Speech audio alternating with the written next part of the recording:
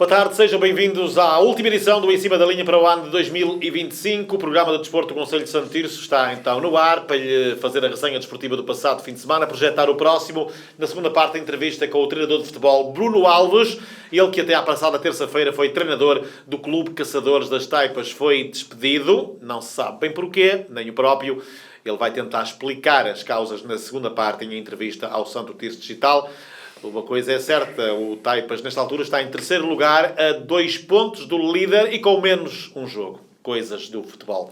Acompanha-me nesta primeira parte o comentador Santo Tirso Digital, Paulo Sampaio. Começámos, como habitualmente, por falar do Campeonato de Portugal, com sortes diferentes para as duas equipas do Conselho de Santo Tirso. O Tirsense recebeu e venceu o líder Limianos por 1-0. Valeu o golo apontado por Devan ao minuto 19 na transformação de uma grande penalidade cometida por Cássio sobre o ponta de lança do Tirsense Francisco. Um jogo em que a equipa do Tirsense teve a tal estrelinha da sorte. A equipa de Ponte Lima enviou, inclusive, 2 bolas aos ferros da baliza de Cajó e perdeu, sobretudo na segunda parte, um sem número de oportunidades para, pelo menos, levar um ponto de Vilarinho. Tal não aconteceu e ainda bem para o Futebol Clube Tirsense. Bem perto, o São Martinho perdeu em casa, uma derrota algo surpreendente frente a um Mirandela que vinha em decréscimo na tabela classificativa. A formação transmontana venceu em São Martinho do Campo por 1-0. Nos outros resultados, destaque para o empate no jogo grande de jornada, Bragança 1, Chaves B 1. Ainda para o empate também a 1 entre Vianense e Monção. Os restantes jogos foram adiados devido ao mau tempo que se fez sentir na Ilha da Madeira e que impossibilitou quer as viagens de, para e de para, de. Ou seja, o Brito Ribeira Brava, Machico São Vicente e Camacha Vila Verdense não se realizaram.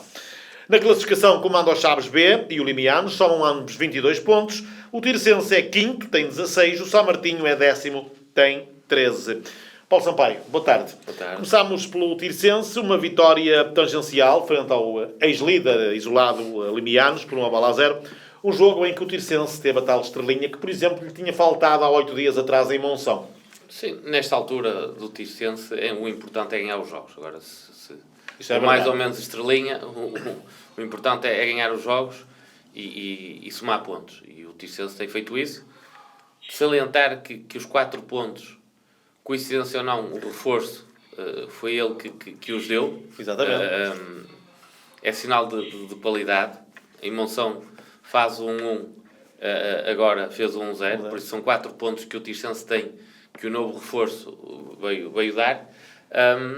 E coloca o Tirsense numa zona em que nós dissemos sempre que é primeiro sair dos lugares de baixo da tabela classificativa, e isso está a ser conseguido. E a partir de agora começar a olhar um bocadinho para cima e se ganhar o próximo jogo pode perfeitamente lutar pelos lugares cimeiros da tabela classificativa. Vilarinho, não sendo a casa do Tirsense, neste momento está a ser a fortaleza do Tirsense, porque está a ganhar os jogos lá. E este jogo foi muito importante porque o Limianos é uma boa equipa do Campeonato de Portugal, é uma equipa que luta sempre pelos lugares cimeiros. E Daniel Ferreira, em 4 jogos, tem 2 vitórias e 2 empates. Por isso, é muito bom. São números que... 8 pontos em 12 possíveis. São números que, a continuar a ter, colocam o Tirsense na luta pelos 2 primeiros lugares. Agora, obviamente que se perder em Chaves, já volta tudo a... O jogo de domingo é daqueles jogos que vale 6 pontos, Paulo Sampaio. Sim, claramente. O Chaves é uma das boas equipas do campeonato, está em primeiro lugar com o Limianos. O Tirsense, que está a 6 pontos, pode ficar só a 3 do Chaves. Por isso, é um jogo extremamente importante, é um jogo em que o Tirsense, pelo menos empatar, não perder, com sorte ou sem sorte, com mais ou menos oportunidades, o importante é pontuar. E isso o Tirsense nos últimos jogos tem feito. E tem todo o mérito naquilo que tem feito, realçando, mais uma vez, o reforço que veio dar pontos. Não o Daniel Ferreira, que esse veio dar pontos também. Treinador, mas o jogador é sinal que eu critério na escolha. O São Martinho, esse perdeu, surpreendentemente ou não, depende da perspectiva, frente ao Mirandela, que até vinha a decair na tabela classificativa. O que é facto é que veio a São Martinho do campo e venceu por 1-0 e complicou um bocadinho as contas do São Martinho, que em caso de vitória ia para quinto lugar em igualdade de pontos com o Tirsense e com menos um jogo disputado. Não é? O São Martinho teve uma excelente oportunidade para ir para o top 5 do com menos um jogo. Com menos um jogo. Porque vinha de bons resultados e às tantas houve algum deslumbramento dos últimos resultados, porque o Mirandela, os últimos resultados não têm sido nada positivos, e é que foi com algum... de forma estranha que o São Martinho perdeu. Está na luta na mesma pela manutenção. Não podemos apagar aquilo que foram as últimas tem um jogo em atraso também na Ribeira Brava. Sim, mas tem que o ganhar. Isto, também é verdade. Os jogos em atraso é tudo muito bonito, mas têm que ser ganhos, porque se não ganhar não adianta nada.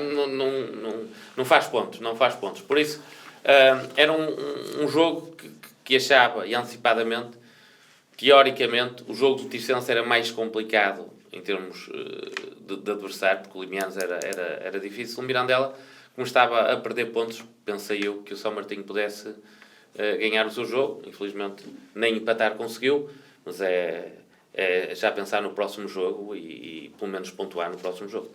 Muito bem, a jornada joga-se toda ela no próximo domingo, às 11 da manhã, Celuricense Camacha, 3 da tarde, Vila Verdense Bragança, Ribeira Brava Machico, o Mirandela Brito, Limianos Vianense, Monção São Martinho e o Chaves B Futebol Clube Tirsense, com relato aqui no Santo Tirso Digital. Na Hyundai Liga Pro foi a jornada número 14, com a equipa do Conselho de Santo Tirso, o Futebol Clube de Vilarinho, a perder na sua deslocação ao terreno de Pedras Rubras. 3-1 foi o resultado final. Nas outras partidas, a goleada do Nogueirense em Rio Tinto perdeu por 4-1. Lousada 2, Coimbrões 1, Maia 2, Aliados 2, Vila Caís 1, Foz 2, Boa Vista 1, Vintes 2, Canidelo 2, Gondomar 2, Sousense 3, Lixa 2 e Gandra 1, Irmesinde 3. Uma jornada proveitosa para o Sousense, que se distanciou na liderança.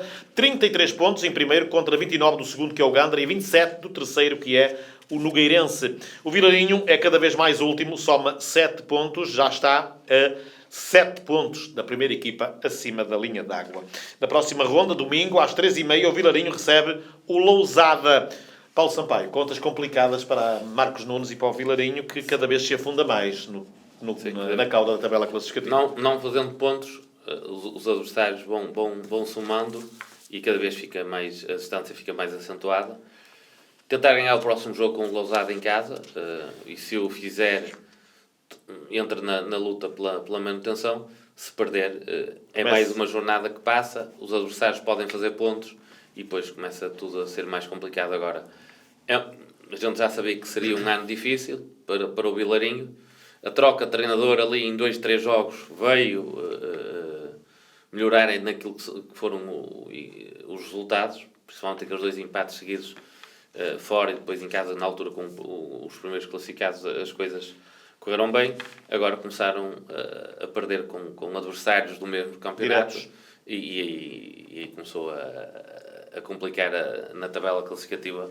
Em termos de pontos, já são 7, e neste campeonato tão equilibrado não é fácil recuperar 7 pontos.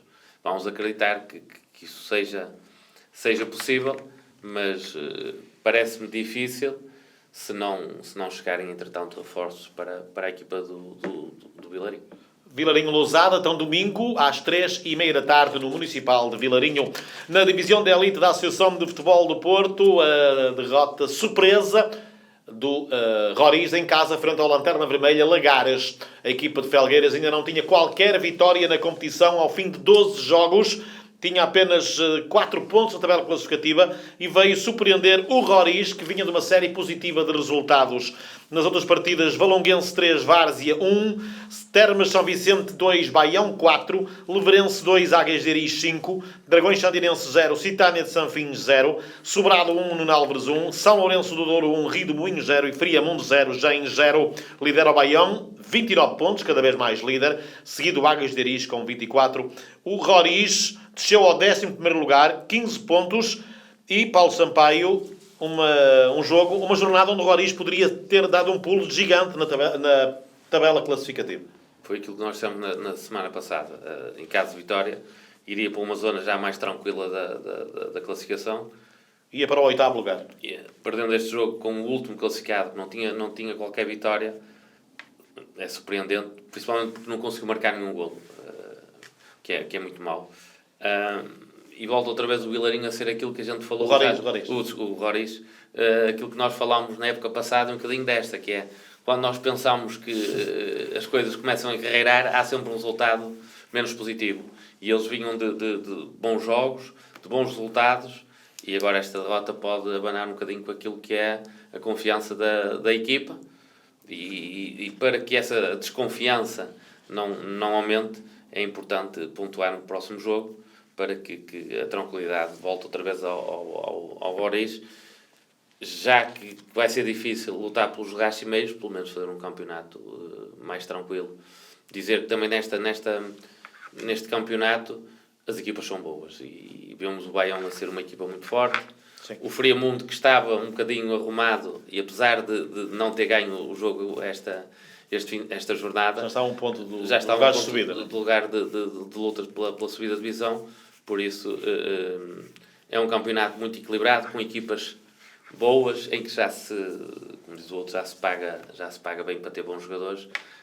E o Roriz, a gente quer sempre que esteja nos 6, 7 primeiros, não é fácil, e esta derrota veio complicar um bocadinho essa caminhada, mas acreditar que ainda é possível. Sabemos nós que muitas das vezes, com aqueles jogos a meio da semana, ou com isto da taça, às vezes pode aquilo que são as ideias dos jogadores e dos treinadores estar mais virada para essa competição, porque dá outra visibilidade.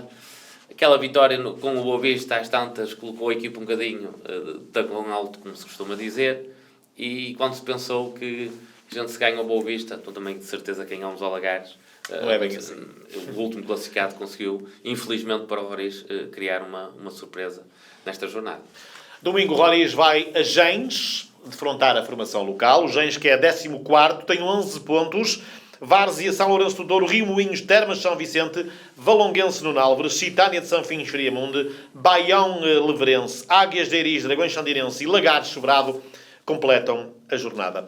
Na Série 3 da primeira Divisão Distrital da Associação de Futebol do Porto, o Monte Córdoba perdeu 4 jogos depois. A formação de Santo Tirso foi ao terreno do Carvalhosa e não foi além de uma derrota por 1-0. 0-0 no Refógios Ferreira, e o Tirsense B também perdeu na deslocação ao terreno do Paço de Sousa. É uma jornada não muito positiva, Paulo Sampaio, para as equipas do concelho. Não. Monte Córdoba, que também não ia ganhar os jogos todos. Também. Mas mesmo assim, o Carvalhosa não é uma equipa qualquer, e por isso também está em primeiro lugar. Não é esta derrota que pode ou não condicionar aquilo que é o futuro da equipa. Por isso acredito que a equipa vai continuar a melhorar, e em termos pontuais subir na tabela classificativa. O Refógios acabou por empatar, pronto, foi menos mau. E o Tirsense, que vinha também de uma recuperação, esta derrota veio complicar um bocadinho na luta pelos 2 primeiros lugares. Agora ainda estamos a meio, por isso acredito que a equipa de Tirsense e mesmo a de Monte Córdoba pode lutar pelos 4, 5 primeiros classificados. O Tirsense acredito mais na luta pelos 2 lugares, mas mesmo assim penso que as equipas de São Tirso têm tudo para melhorar. Agora, acontece estes resultados, muitas das vezes não estamos à espera, mas falo mais da equipa de Tirsense porque é mais jovem, porque é uma equipa que, atendendo à juventude, aquilo que são as exibições não são tão regulares. O Monte Córdoba já vinha de muitos jogos a ganhar, não é fácil num campeonato normal. O que esteve mal foram as jornadas anteriores a essas 4 vitórias, porque aí é que não fez qualquer ponto. Por isso, acredito que o Monte Córdoba e o Tirsense vão voltar às vitórias na próxima jornada.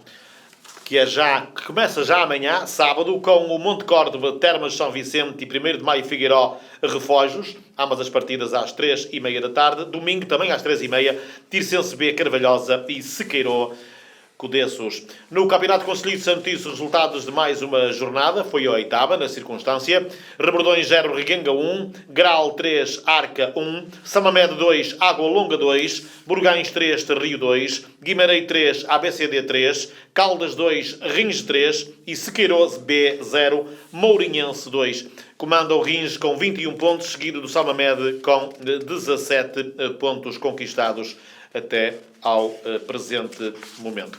Já estão definidos também os jogos dos quartos de final da Taça Concelhia, a saber, Caldas Água Longa, Tarrio Guimarães, Reguenga Sequeiro B e Rebordões ABCD. Na Liga Portuguesa de Futebol, ou se quiser, passa a velocidade de Liga Portugal Betclic, o ABS foi goleado no terreno do bicampeão Sporting Clube Portugal por 6-0.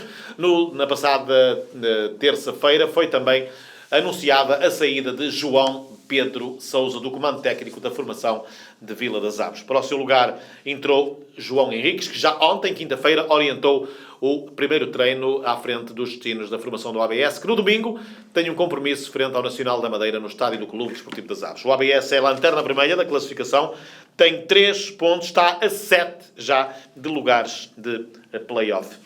Pelo meio, esse jogo da Taça de Portugal em Guimarães, Paulo Sampaio, 6 treinadores em 18 meses, não é muito normal numa equipa de futebol. Podemos começar por aí. Não é nada normal. E temos de ter algum cuidado com aquilo que... eu falo por mim, algum cuidado daquilo que vou dizer, mas há muita impreparação naquilo que foi desde a subida do ABS, ou do Aves, à Primeira Liga, em termos de preparação da época desportiva, porque na época passada foram quatro treinadores, esta já foram 2, este já é o terceiro. Se não contarmos com o Fábio Espinho, que teve aquela sim, transição. Mas isso, a transição sim, pronto. É alguém que tem que ficar, por isso não é isso que não é o Fábio Espinho o problema. Eu acredito que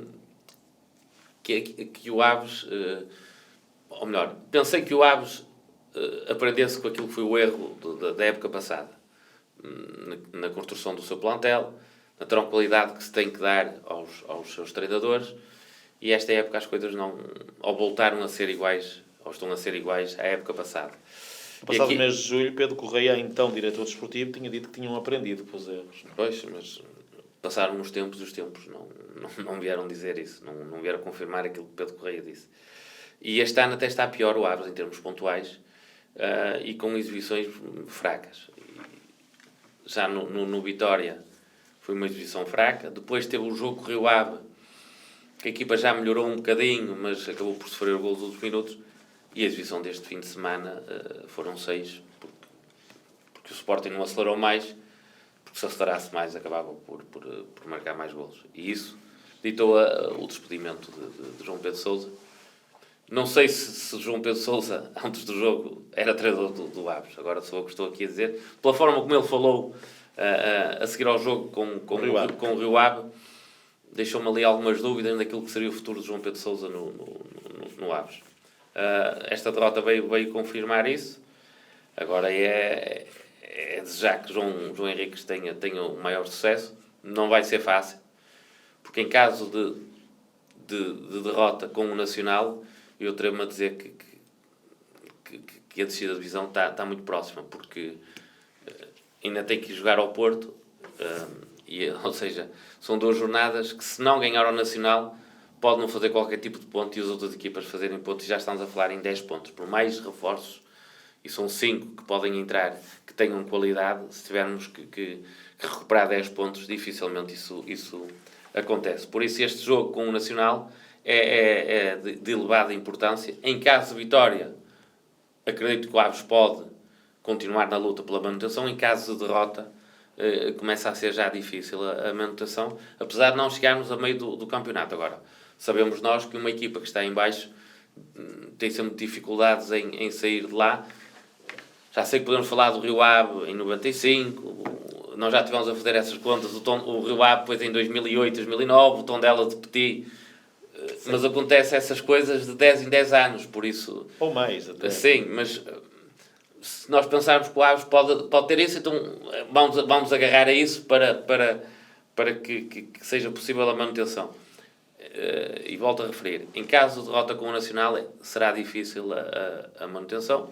Não é impossível, porque há muitos pontos para jogar.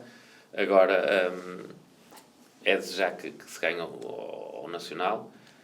E depois, em janeiro, ir buscar jogadores que realmente possam acrescentar. Não é para fazer número, é mesmo? Não, se for para contratar para ser iguais ao que o Aves tem, então não vale a pena contratar, gasta-se dinheiro e às tantas prepara-se a próxima época. Se os 5 reforços forem mesmo reforços, ganhando o jogo do Nacional, as coisas podem ser possíveis em ficar na Primeira Liga. Agora, e com isto, o Diogo Alma só entrou há cerca de mês e meio, mais ou menos. É alguém que tem experiência de Primeira Liga, é alguém que penso que já deve ter trabalhado com o João Henriques no Santa Clara. Não sei se posso precisar. será porque o João Henriques esteve no Santa Clara, portanto acredito que possa haver informações aí privilegiadas do trabalho de João Henriques em que Diogo Alma tenha confiança. Pode ser já uma escolha, ou é de certeza uma escolha já de Diogo Alma, por isso é acreditar que as coisas vão mudar. Mas voltando e para finalizar, este jogo com o Nacional é de extrema importância. Muito bem, dizer que, e mudando de página, ou ainda voltando ao futebol, o ABS só então joga domingo às 3h30 da tarde no estádio do Clube Desportivo das Aves. O Aves Sade recebe o Nacional, jogo então fundamental para as contas da Liga Portuguesa no que diz respeito à manutenção da formação do Aves Sade. Está com a lanterna vermelha da classificação com 3 pontos ao fim de 14 jornadas. Mudando de página, falando da Taça de Portugal Feminina de Futsal, foi a segunda eliminatória. O Aves, Clube Desportivo das Aves, recebeu e bateu o Caxinas Poça da Barca por 5-2, avançando assim na prova rainha do futsal. No handball, o Ginásio Clube Santo Tirso, em jogo da jornada 14, recebeu e venceu o São Bernardo de Aveiro por 33-28. A equipa do Ginásio Clube Santo Tirso, nesta altura, é a segunda classificada, com 34 pontos, atrás do Carvalhos, para o primeiro fim de semana de janeiro, ou melhor, para o segundo fim de semana de janeiro, para o dia 10, o Ginásio Santo Tirso joga em Guimarães, frente ao Chico Handball, partida marcada para as 6 da tarde. Campeonato Nacional Masculino de Voleibol, o Ginásio Clube Santo Tirso deslocou-se ao terreno do Atlético da Madalena e perdeu por 3-0, 25-20, 25-21 e 25-17. O Ginásio Santo Tirso é 11º e penúltimo, tem 3 pontos e amanhã, sábado, a formação do Ginásio Clube Santo Tirso joga no pavilhão do Castelo da Maia a partir das 5 da tarde. No basquetebol, Campeonato Nacional da 2ª Divisão Masculina, jornada 10, Clube Desportivo das Aves 89, LAC Basquetebol 27, 22-9, 14-5, 24 e 33-9 foram os resultados dos 4 períodos. E terminamos esta primeira parte do Em Cima da Linha falando de futsal feminino, formação. A formação do Clube Desportivo das Aves continua a criar e ceder talentos às seleções nacionais. A Beatriz Moreira foi convocada para o estágio de preparação da Seleção Nacional de Futsal Feminina de Sub-19, que vai decorrer entre hoje e a próxima segunda-feira na cidade do futebol, em Oeiras. Pode-se dizer que não é sorte, é fruto do trabalho e dedicação. Parabéns então à Beatriz por esta convocatória para a seleção de futsal feminino. Na segunda parte temos Bruno Alves, o treinador que foi despedido na passada terça-feira de forma insólita do comando técnico do Clube de Caçadores das Taipas. Até já.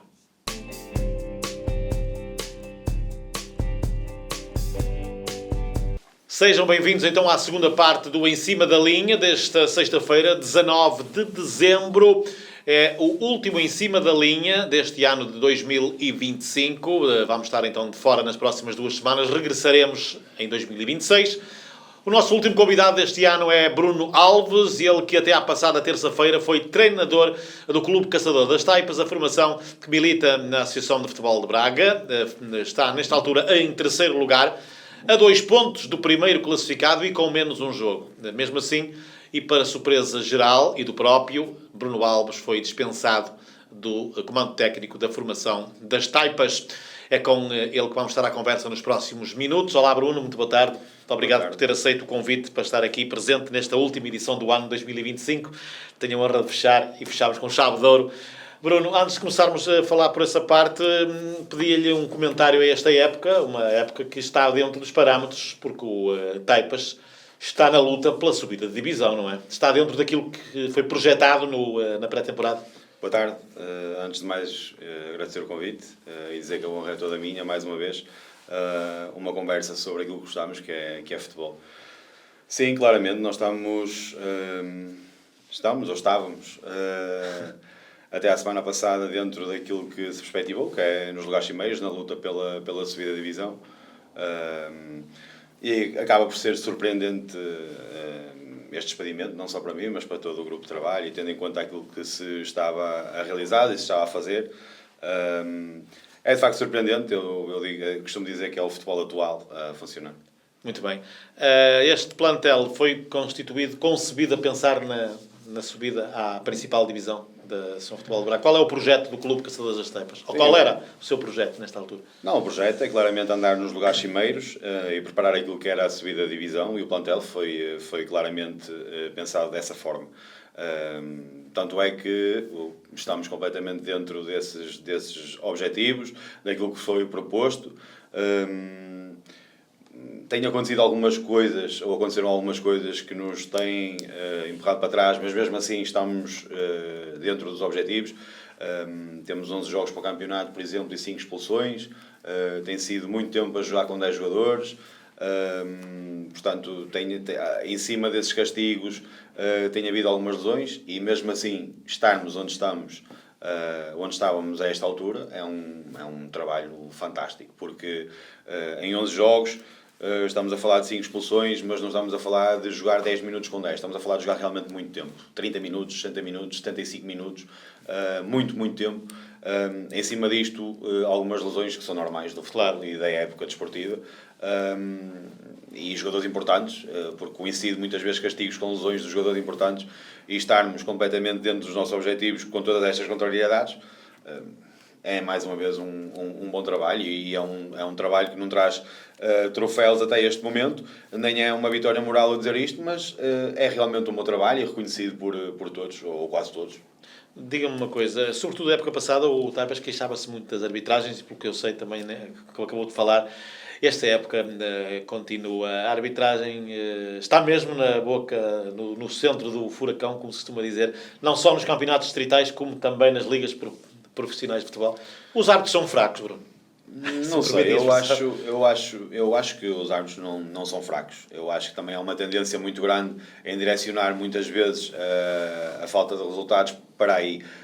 Porque há erros que são cometidos da parte da arbitragem, da parte dos treinadores, da parte dos jogadores, da parte dos intervenientes esportivos, da parte das diretivas. Há vários erros, mas há duas classes que são realmente castigadas. Uma é a arbitragem e a outra é os treinadores. Agora, que há erros, e quando são sucessivos em cima do mesmo clube, os clubes falam e os clubes queixam-se. E o ano passado aconteceu no Taipas. Este ano, em relação às expulsões, não digo que são todas injustas, porque não são, nem estava a ser correto se o dissesse, mas sim que as expulsões em 11 jogos é muita coisa. E muitas vezes não é o que o jogador faz, é a facilidade com que se chegava e se dava o cartão. E neste domingo passado, aos 14 minutos da segunda parte, o nosso central viu um vermelho direto no lance em que não toca no guarda-redes, e ficámos com 10 jogadores mais uma vez. Com uma segunda parte toda para disputar, a perder por 1-0, e mesmo assim conseguimos fazer uma grande segunda parte. A bola não entrou e acabamos por perder o jogo.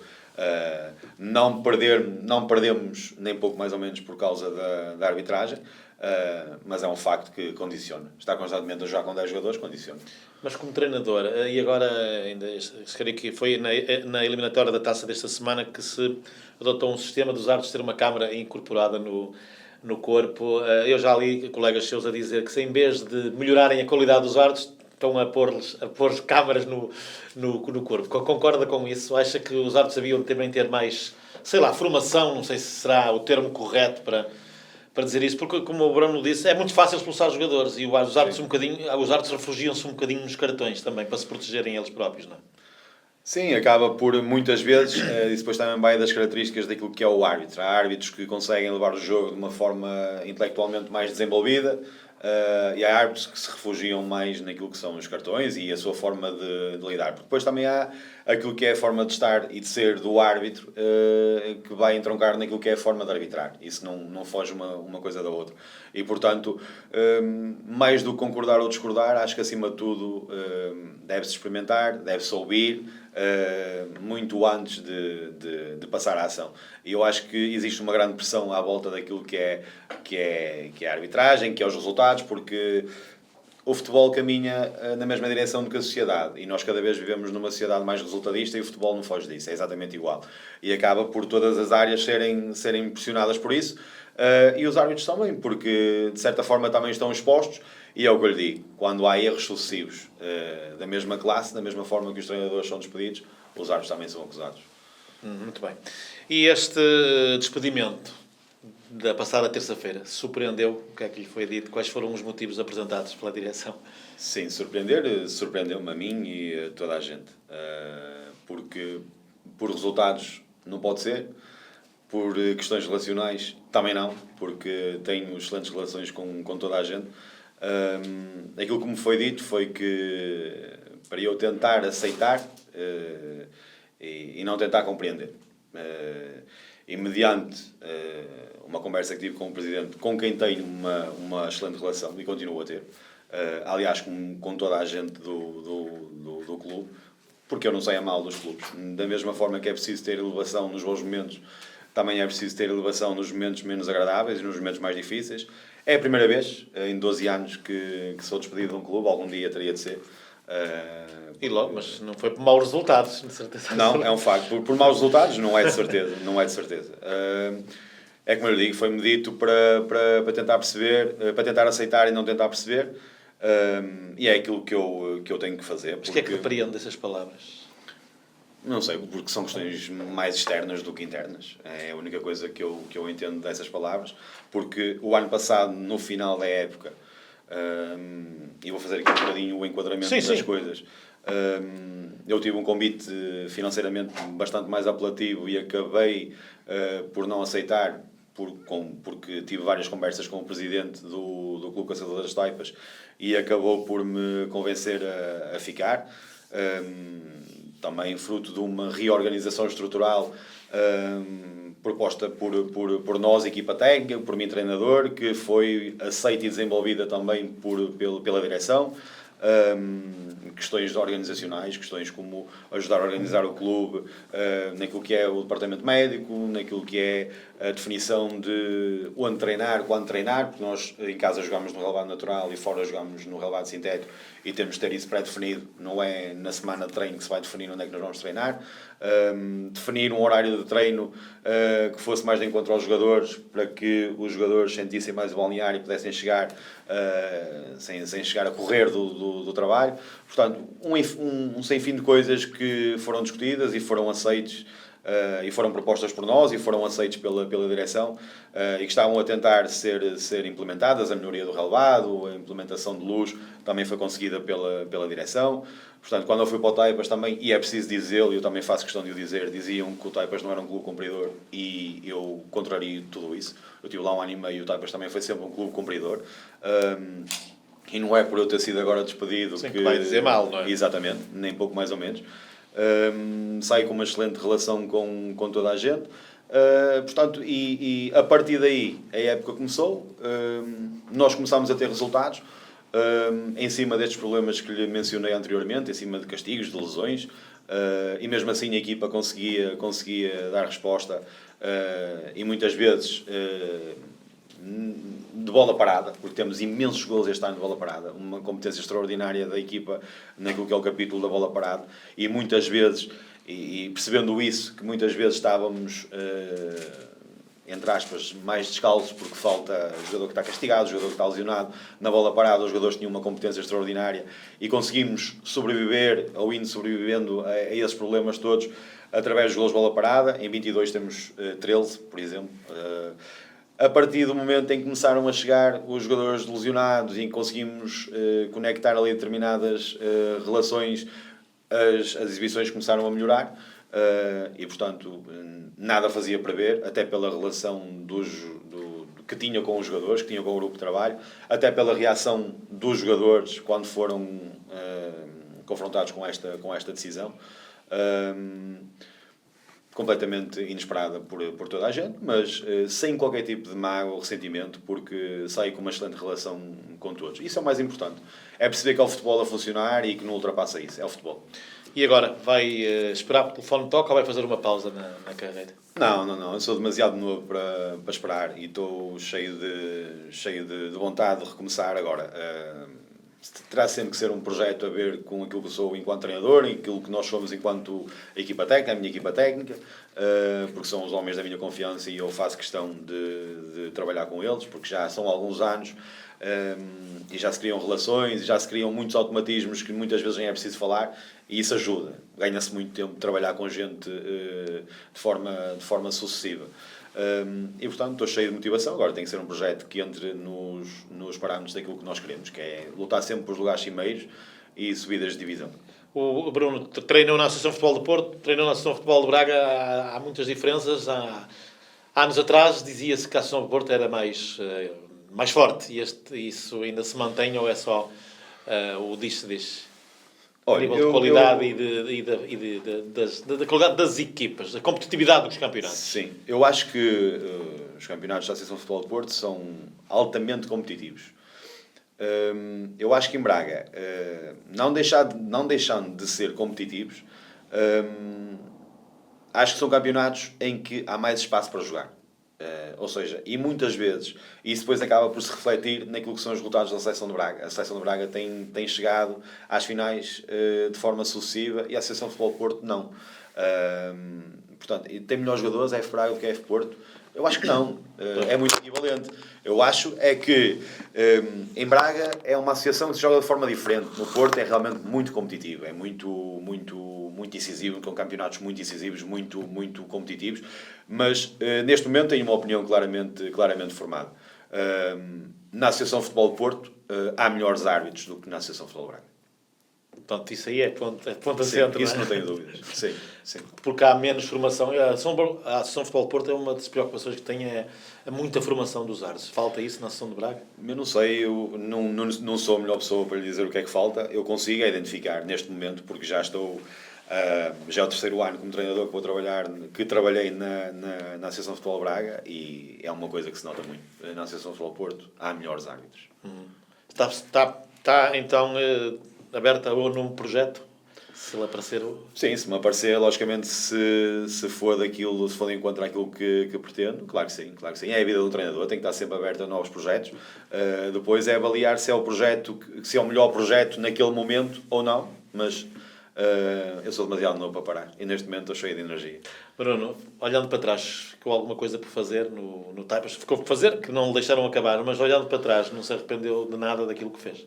Não, porque foi feito no Taipas um grande trabalho. E não ontem na despedida aos jogadores foi dito isso, foi porque há trabalhos que não existem, onde não existem troféus, mas são grandes trabalhos. E por tudo aquilo que eu lhe expliquei, por todas as mudanças que o Taipas teve, porque o Taipas está muito diferente de quando eu cheguei. E uma herança, neste momento, herdar o Taipas é herdar um Taipas preparado para lutar para subir de divisão. E eu não herdei um Taipas preparado para subir de divisão. Ou seja, eu deixo um Taipas melhor do que aquele que eu encontrei. Mas ajudou a criar essas infraestruturas? Não é? Sim, ajudei naquilo que foi a construção da mentalidade, na demonstração da importância da mudança das infraestruturas, na importância da organização para que tudo fosse mais estruturado e organizado, porque não é no dia que se resolve determinadas situações, é antes, para que tudo seja mais organizado, mais calmo, mais sereno e para que haja um trabalho mais tranquilo e ao encontro daquilo que se pretende, que é ganhar, porque o Taipas tem uma massa associativa muito exigente, que nos apoia, mas que na hora de cobrar também cobra, a quem eu também aproveito para agradecer tudo o que fizeram por nós e todo o carinho que sempre demonstraram. Portanto, eu não me arrependo porque é um orgulho para mim ter deixado um Taipas muito melhor do que aquilo que eu encontrei. Muito melhor. O Taipas é um clube completamente diferente neste momento. Bruno, estamos a terminar. Estamos na altura do Natal. Quer deixar aqui alguma mensagem de Natal para alguém especial? Esteja à vontade. Sim, aproveito a honra de ser o último convidado de 2025 e aproveito para desejar a todos um Santo Natal. Tenho a honra repetida de muitas vezes vir aqui à Santo Tirso Digital no último programa do ano, já não é a primeira vez que acontece. E portanto aproveito para desejar boas festas a todos, a vocês também, agradecer-vos mais uma vez pelo convite e pelo grande trabalho que sempre fazem em prol do desporto de Santo Tirso. Muito obrigado, Bruno. Muitas felicidades, um Santo e Feliz Natal para si e para toda a Obrigado. família. E é assim o fecho da edição desta sexta-feira, a última do ano 2025 do programa Em Cima da Linha. Em nome da administração do Santo Tirso Digital e em nome também da equipa de desporto, desejo-lhe um Santo e Feliz Natal, um próspero ano de 2026. Nós regressamos lá. Boa tarde.